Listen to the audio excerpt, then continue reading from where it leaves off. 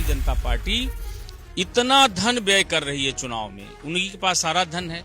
उनकी नीति 98 लोगों को गरीब बना के 2 लोगों को अमीर बनाओ, और उन 2 लोगों को इतना अमीर बना रहे हैं कि उन्हीं के पैसे से गरीबों में बांट करके चुनाव को प्रभावित कर देते हैं। बिहार इसका बड़ा उदाहरण है।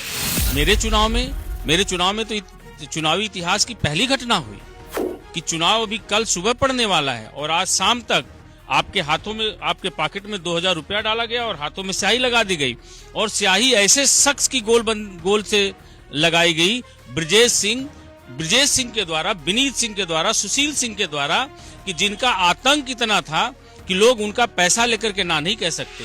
अगर ये जीरो टॉलरेंस की बात कर रहे हैं तो प्रदेश का मुख्यमंत्री जेल में किस लिए जाकर के बैठ रहा? चुनाव जीतने के लिए हर वो रास्ता बीजेपी अपना रही है जो गैर कानूनी भी है। हमने ईमानदारी से उस समय अखिलेश यादव जी के साथ खड़े हुए, जब अखिलेश यादव के साथ कोई नहीं खड़ा। 2024 का जब चुनाव आया तो अखिलेश जी मुझे उस वक्त पे धोखा दिए जब मैं कहीं नहीं जा सकता। हमें ऐसे वक्त पे सीट नहीं दिए जब उत्तर प्रदेश के सारे गठबंधन हो चुके थे, सारी सीटें बढ़ चुकी थी। अखिलेश यादव जी गठबंधन में हमें धोखा देकर के सड़क पे किए, और जब हम बीजेपी के साथ खड़े होने के लिए आए और जब बीजेपी को देने की बारी आई तो हमें जेल भेज दिया।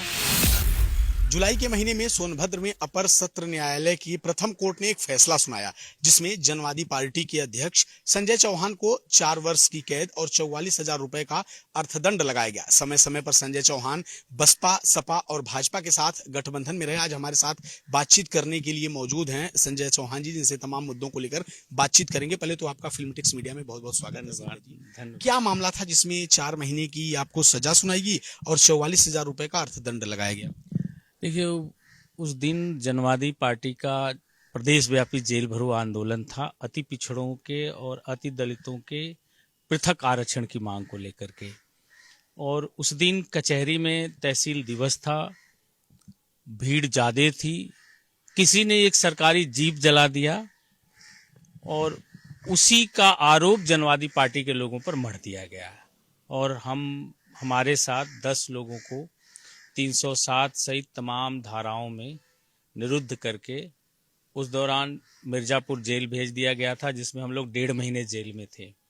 और वही मामले में निर्णय आया और कोई भी साक्ष्य, कोई भी गवाही हमारे खिलाफ नहीं थी।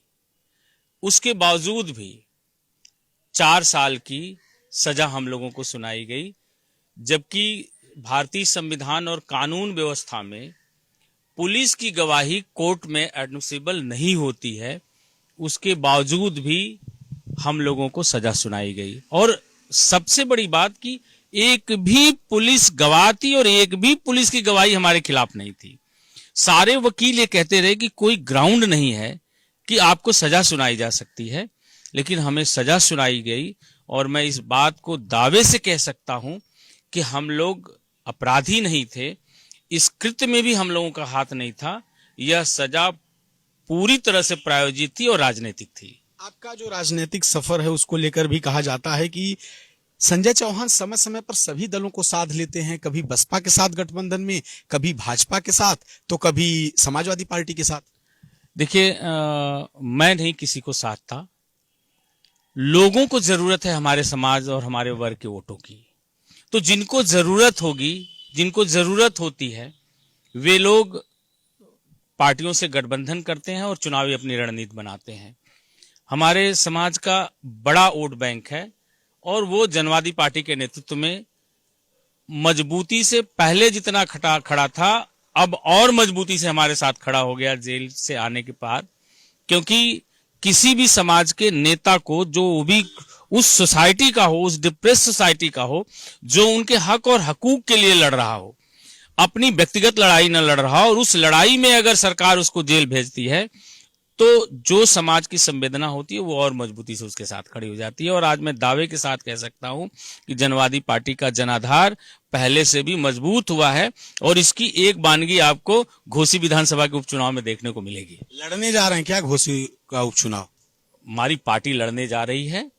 हमें तो लोगों ने इस कंडीशन में खड़ा कर दिया है कि अभी हमारी सजा सस्पेंड नहीं हुई है, तो मैं तो कोई चुनाव ही नहीं लड़ सकता।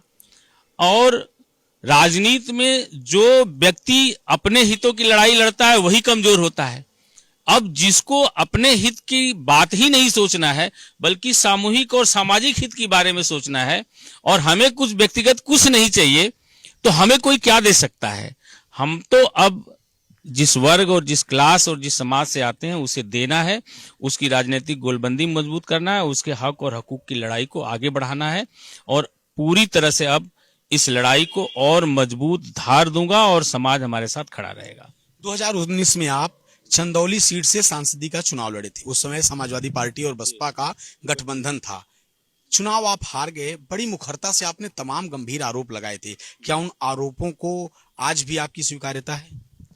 देखिए, अगर आप सही रूप से अगर चुनाव को देखें, आज कहने को लोकतंत्र है, करने में सब तानाशाही है और राजनीति में धन के प्रभाव को इतना मजबूत कर दिया गया है और समाज में धन के गैर बराबरी मतलब फ्रैक्शन इतना ज्यादा हो गया है कि एक तरफ खाई इतनी बड़ी हो गई है कि गरीबों की संख्या इतनी बड़ी हो गई है कि वे अब रोटी के लिए सरकार पर आश्रित हो गए हैं। जहां सरकार रोटी की व्यवस्था बनाने की बात कर रहे हो, हाथों को काम देने की बात न कर रही हो, वहां अगर धन राजनीति में सक्रिय रूप से भाग लेगा और ज्यादा से ज्यादा धन का प्रयोग होगा तो निश्चित तौर पर चुनाव प्रभावित होगा। और भारतीय जनता पार्टी इतना धन व्यय कर रही है चुनाव में, उन्हीं के पास सारा धन है। उनकी नीति 98 लोगों को गरीब बना के 2 लोगों को अमीर बनाओ और उन 2 लोगों को इतना अमीर बना रहे हैं कि उन्हीं के पैसे से गरीबों में बांट करके चुनाव को प्रभावित कर देते हैं। बिहार इसका बड़ा उदाहरण है। आपका चुनाव कैसे इससे प्रभावित हुआ था, ये बताएं। मेरे चुनाव में तो चुनावी इतिहास की पहली घटना हुई कि चुनाव अभी कल सुबह पड़ने वाला है और आज शाम तक आपके हाथों में, आपके पॉकेट में 2000 रुपया डाला गया और हाथों में स्याही लगा दी गई और स्याही ऐसे शख्स की गोल से लगाई गई, ब्रजेश सिंह के द्वारा, विनीत सिंह के द्वारा, सुशील सिंह के द्वारा, कि जिनका आतंक इतना था कि लोग उनका पैसा लेकर के ना नहीं कह सकते। और ये राजनीतिक सूचना की बात करते हैं मुख्यमंत्री, राजनीतिक अपराध को खत्म करने की बात करते हैं और ये जेल में 2 घंटे बैठ करके चुनावी रणनीति बनाते हैं कि संजय सिंह चौहान को कैसे चुनाव हराया जाए, चाहे इन प्रकार ने, चाहे कोई भी ताकत लगा दो। एक बड़ा आरोप आप लगा रहे हैं मुख्यमंत्री योगी आदित्यनाथ पर, जबकि ये सरकार जीरो टॉलरेंस की बात करती है। उसके बाद आपका ये आरोप कि वो जेल में बैठकर उन्होंने आपके चुनाव को प्रभावित किया। अगर ये जीरो टॉलरेंस की बात कर रहे हैं तो प्रदेश का मुख्यमंत्री जेल में किस लिए जाकर के बैठ रहा है? चुनाव के समय किस लिए जेल में जा रहे हैं? और वो भी उससे मिलने के लिए जो अपराधी हो, जो बड़े माफिया हो इस प्रदेश का, तो हम कैसे मान लें? और वो माफिया उनकी जात का है। तो चीजें जो हो रही है इस समय, वो चीजें चुनाव जीतने के लिए हर वो रास्ता बीजेपी अपना रही है जो गैर कानूनी भी है और पैसे को इस रूप में प्रयोग कर रही है, वह भी पूरी तरह से लोकतंत्र के लिए बड़ा खतरा है। आप समाजवादी पार्टी के साथ भी रहे, बसपा के साथ भी रहे, भाजपा के साथ भी रहे, क्या लगा संजय चौहान कहाँ स्टेबल हो सकते? देखिए, हमने ईमानदारी से उस समय अखिलेश यादव जी के साथ खड़े हुए जब अखिलेश यादव के साथ कोई नहीं खड़ा था। हम लोगों ने श्रम करके, परिश्रम करके माहौल बनाया। जहां राजभर वोट है वहीं चौहान वोट है। ओम प्रकाश राजभर को लेने की गठबंधन में अखिलेश यादव जी की इच्छा हुई, हमारी सारी सीटें उठा करके ओम प्रकाश राजभर को दे दिए और हमें कहे कि संजय त्याग हम ही लोगों को करना पड़ेगा, सरकार हम लोगों को बनानी है। मैं खुले मन से उनका यह बात स्वीकार किया और कम सीटें लेकर के उनके साथ हम खड़े रहे, जबकि मेरे साथ और भी विकल्प थे। और आज 2024 का जब चुनाव आया तो अखिलेश जी मुझे उस वक्त पे धोखा दिए जब मैं कहीं नहीं जा सकता था। अगर वो मुझे सीट गठबंधन में नहीं दे सकते थे, वो नहीं लड़ाना चाहते थे जनवादी पार्टी को, तो 4 महीना 6 महीना पहले बोल दिए होते। जैसे उन्होंने ओम प्रकाश राजभर को बोला वैसे हमें बोल दिए होते कि भाई हमारा गठबंधन ओम प्रकाश राजभर से अब नहीं है, संजय चौहान से भी नहीं है। हमारे साथ कहा गया कि हम गठबंधन में हैं उनके साथ, और हमें ऐसे वक्त पे सीट नहीं दिए जब उत्तर प्रदेश के सारे गठबंधन हो चुके थे, सारी सीटें बढ़ चुकी थी। तो अखिलेश यादव जी हमें रोड पर ला दिए और उस दौरान चूंकि हमारी पहले से सभी सीटों पर लड़ने की तैयारी नहीं थी, कार्यकर्ता भी मानसिक रूप से तैयार नहीं थे, भाजपा के लोग मुझसे संपर्क किए, मैं किसी भाजपा के नेता से संपर्क नहीं किया। एक बड़ी बात आप ये कह रहे हैं। जी, हमने कभी किसी भाजपा के नेता से संपर्क नहीं किया। भाजपा के बड़े नेता मुझसे फोन किए, मैं उनके पास गया, बोले आपको हमारी मदद करनी है, आप हमारी मदद करिए, सीटें सब बढ़ गई है, हम आपको अभी सीट तो नहीं दे सकते लेकिन चुनाव बाद आपका ख्याल रखेंगे। और वो कौन बड़े नेता थे, क्या संजय चौहान ये बता सकते हैं? देखिए, वो बड़े नेता थे, मैं उनका नाम नहीं लेना चाहता हूं क्योंकि वही लोग भाजपा चला रहे हैं और उन्हीं लोगों के विश्वास और भरोसे पर भाजपा चल रही है। इनमें उनके अध्यक्ष से लेकर के और लोग थे। मेरी बात किसी बीच के नेता से नहीं हुई थी, लेकिन परिणाम क्या निकला? अखिलेश यादव जी गठबंधन में हमें धोखा देकर के सड़क पे किए और जब हम बीजेपी के साथ खड़े होने के लिए आए और जब बीजेपी को देने की बारी आई तो हमें जेल भेज दिया। जिस मुकदमे में हमें सजा की कोई संभावना नहीं थी, उस मुकदमे में मैं दावे के साथ कह सकता हूं कि लोगों की एक कॉन्स्पिरेंसी हुई और मुझे जेल भेज दिया। और मैं बसपा के साथ भी आप रहे, बसपा के साथ कैसे अनुभव रहे? देखिए, बसपा के साथ मेरा कभी 1-to-1 गठबंधन नहीं रहा। बसपा के साथ का गठबंधन, महागठबंधन जो सपा बसपा का बना था, उसमें रहा 19 में। और मैं बसपा का गठबंधन हमारा बिहार के चुनाव में रहा। बिहार विधानसभा के 2020 के चुनाव में हमारा और बसपा का गठबंधन था और 2025 के विधानसभा के चुनाव में भी हमने फैसला किया था, हमारी पार्टी ने फैसला किया था कि बिहार का चुनाव फिर हम और बसपा मिल करके लड़ेंगे। लेकिन कुछ परिस्थिति ऐसी हुई कि चुनाव शुरू होने से पहले ही हमें जेल में डाल दिया गया, इसलिए हम बिहार के चुनाव को हमारे कार्यकर्ता ढंग से नहीं लड़ पाए। एक आखिरी सवाल संजय जी, 27 का चुनाव है, सभी जितने भी क्षेत्रीय दल हैं, चाहे वो ओम प्रकाश राजभर का दल हो, अनुप्रिया पटेल का हो या फिर संजय निषाद का हो, ये सभी अपनी जो आजमाइश में लगे हैं।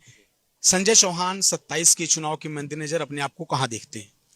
देखिए, हम इस समय, हमारे पार्टी का एक सूत्री कार्यक्रम है कि अति पिछड़ी जातियों की और मजबूती से, अपने वर्ग की और मजबूती से जनवादी पार्टी के साथ लामबंदी करेंगे, मजबूत संगठन बनाएंगे और अपने जनाधार को अपने दल के साथ खड़ा करेंगे। 2027 के चुनाव तक आते आते जिनको लगेगा कि जनवादी पार्टी को हमें हमारे सहयोग की जरूरत है, तो फिर हमारी हिस्सेदारी और भागीदारी अगर वह सही ढंग से देंगे तो उस दौरान हम गठबंधन की बात सोचेंगे। तो आपने देखा, ये हमारे साथ जनवादी पार्टी के राष्ट्रीय अध्यक्ष संजय चौहान थे, जिन्होंने तमाम मुद्दों को लेकर बेबाकी से अपनी बात रखी। सहयोगी जितेंद्र के साथ लखनऊ से CVS मिश्रा, फिल्म टिक्स।